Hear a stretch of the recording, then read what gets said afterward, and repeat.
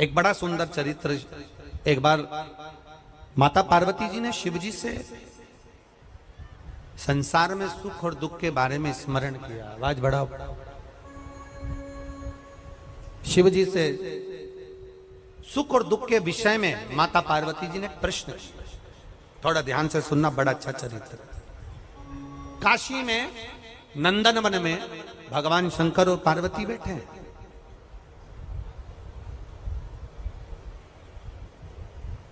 और नंदन वन में जब माता पार्वती और शिव जी बैठे थे तो पार्वती जी ने शिव जी से एक प्रश्न करा कि जीवन में सुख और दुख कितने विचित्र हैं, ये क्यों आते हैं?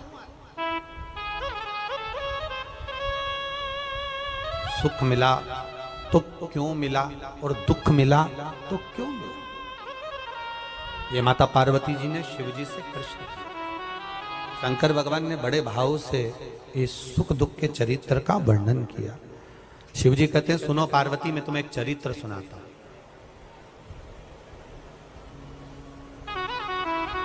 नंदनवन काशी में बैठे हैं।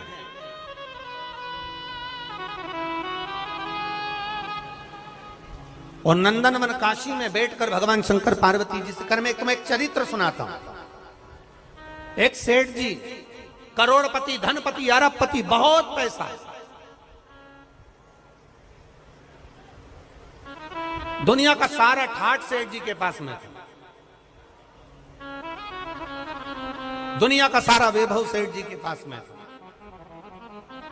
करोड़ों का धन सेठ जी के पास में, गाड़ी बंगला सब कुछ, सब दिया परमात्मा ने, बहुत दिया।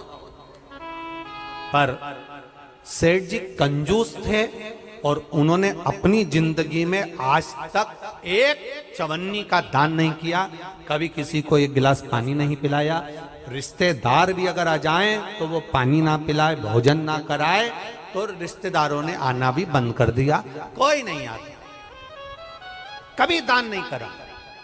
और उसके यहाँ का नियम था, सेठ जी के 3 बेटे, सेठ जी के तीनों बेटों में से 2 बेटों की शादी हो गई, एक बेटा कुंवारा था, सबसे छोटा वाला। छोटे बेटे की शादी होना थी, सेठ जी ने संबंध देखा और बच्चे का विवाह करा। छोटी बहू घर के अंदर आ गई। छोटी बहू आई तो घर की जो जेठानियां थी, दोनों जेठानियों ने छोटी बहू को अपने कमरे में बिठाया और बिठाकर समझाया, सुनो,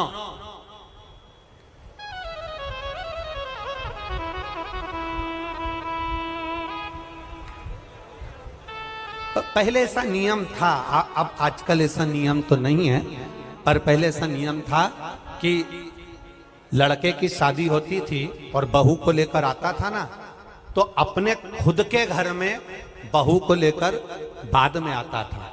पहले उसको रुकने की व्यवस्था कोई रिश्तेदार के यहाँ, कोई नातेदार के यहाँ, कोई संबंधों के यहाँ, कोई पहचान वाले के यहाँ, उसको बहू को रखा जाता था। बोलो, भोपाल में ऐसा था कि नहीं था?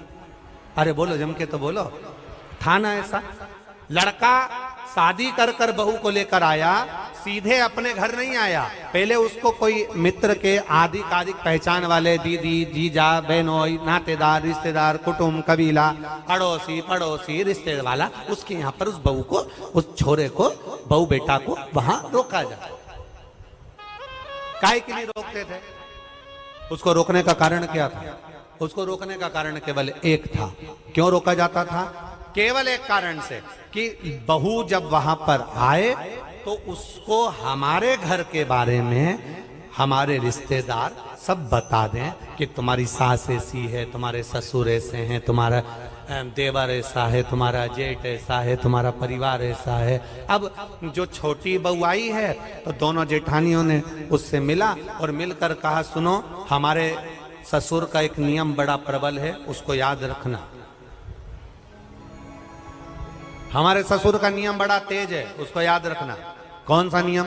छोटी बहू ने पूछा कि तुम्हारे यहाँ का नियम क्या है? तो हमारे ससुर का एक नियम है, कभी जिंदगी में अगर घर में रहना है तो दान बिल्कुल, बोलो बोलो, जम के बोलो, नहीं करना। एक रोटी का भी दान मत करना। अगर डब्बे में रोटी बच जाए तो दूसरे दिन उस रोटी को मिक्सर में पीस के चूड़ा बना के खजाना पर गाय को भी मत देना। ये हमारे ससुर का नियम।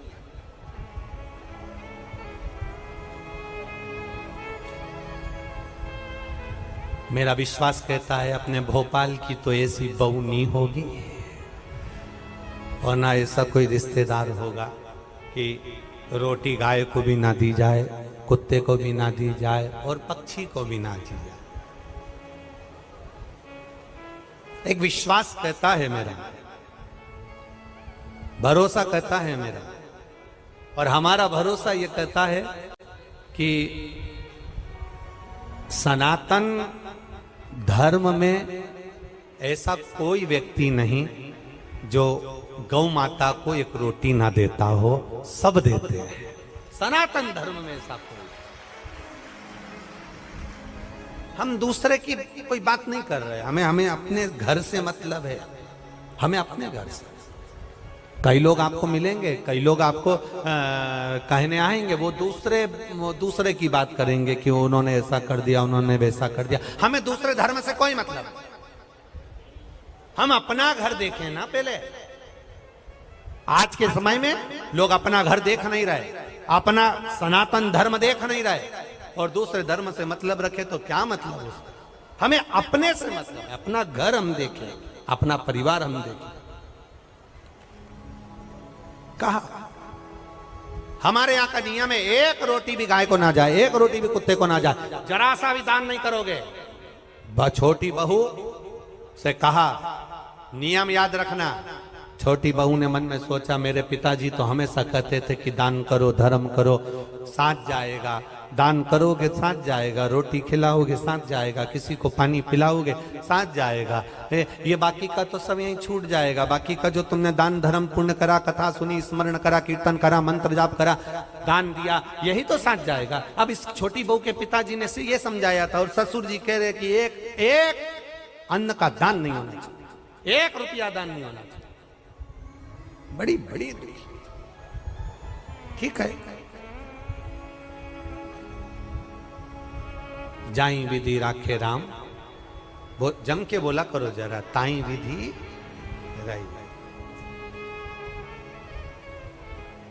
हम तुमसे बार बार इसलिए बुलवाते हैं कि तुम्हारे पास में कोई बैठी हो और वो कर रही हो तो तुम उसके पास में बैठकर कम से कम बोल तो दो। जैसे ही बोलोगी वो भी जाग जाएगी, थोड़ी बहुत तो उठ ही जाएगी। अब छोटी बहू ने कहा ठीक है, जाई विधि राखे राम, ताई विधि, और सीताराम सीताराम सीताराम कही चालू। बहू रहने लगी। 4 महीने बीते, बहू छज्जे में कपड़े सुखा रही थी, गैलरी में कपड़े सुखा। नीचे एक भिखारी आ गया, उसने आवाज लगाई, 3 जन्म से कुछ नहीं खाया है, भूखा हूं, भोजन दे दो। क्या बोला वो? कितने जन्म से? 3 जन्म से कुछ नहीं खाया है, भूखा हूं, भोजन दे दो। बहू कपड़े सुखा रही थी, उसकी आंख में आंसू भर गए। हमारा नियम है, हमारे ससुर का नियम है, दान नहीं कर सकते। अब बोलूं तो बोलूं क्या इसमें? छोटी बहू अपने पिता के संस्कारों को छोड़ ना पाई और ऊपर कपड़े फटकते फटकते, कपड़े को जब पानी से निचोड़ते हैं, निचोड़ कर सूखने डालते हैं, तो एक बार फटक देते हैं। फटकने का मतलब ये होता है कि पानी झड़ जाए से मतलब नहीं होता। फटकने का मतलब ये होता है उसमें जो सल हैं वो अच्छे हो जाए। फटका, और फटकते समय तार पर गैलरी में कपड़ा डालती डालती बोली,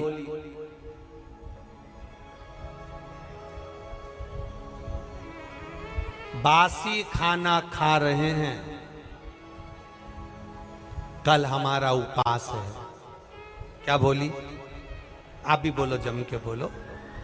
बासी खाना खा रहे हैं, कल हमारा उपवास है।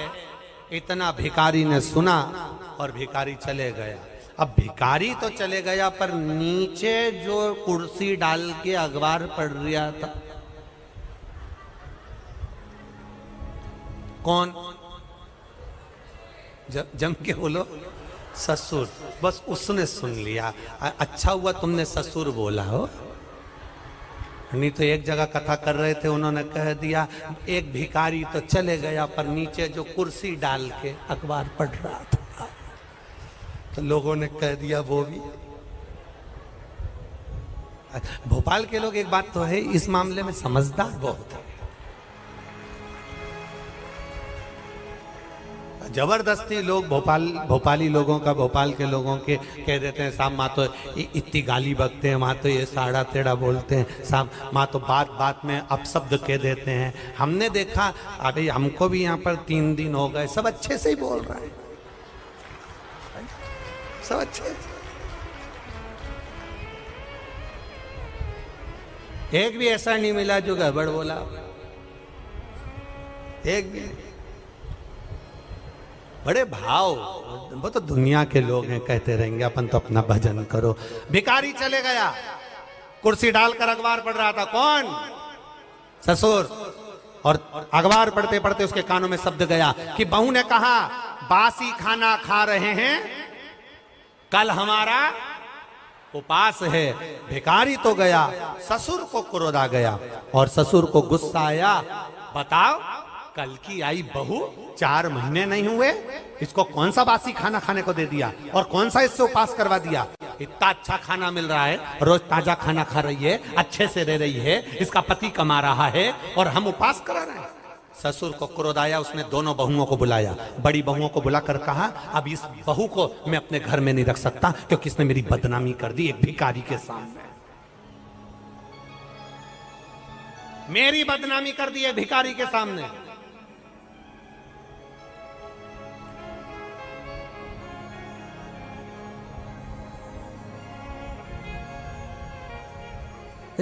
होता है, एक सास भी ऐसी थी, एक कथा में आता है, एक सास ऐसी थी, वो कभी दान नहीं करती, एक चीज नहीं, कुछ नहीं दान करे। और पड़ोसी के यहां बैठी थी और उसकी बहू बड़ी धर्मात्मा थी, वो पड़ोसन के यहां बैठी थी। भिखारी आया, भिक्षा मांगते मांगते इसके घर गया, बहू से कहा भिक्षाम देही। बहू ने तुरंत उठाकर एक कटोरी आटा भरकर उसको दे दिया। अब ये भिक्षा मांगते मांगते पड़ोसन के गया, ये भी वहीं ओटले पे बैठी थी सास भी। इतने में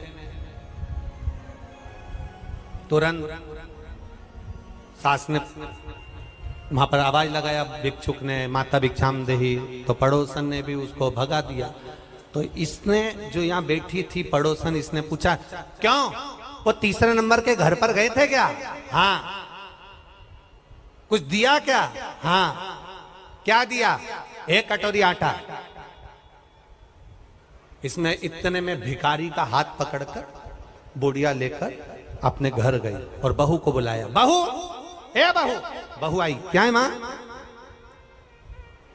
तूने भिखारी को 1 कटोरी आटा दिया? हाँ। किससे पूछ के दिया? किसी से नहीं, अपना घर है, दान करना चाहिए। इतने में सास को गुस्सा आया और भिखारी से कहा, भिक्षुक से कहा तुमने मेरे घर से आटा लिया? हाँ। वापिस दो।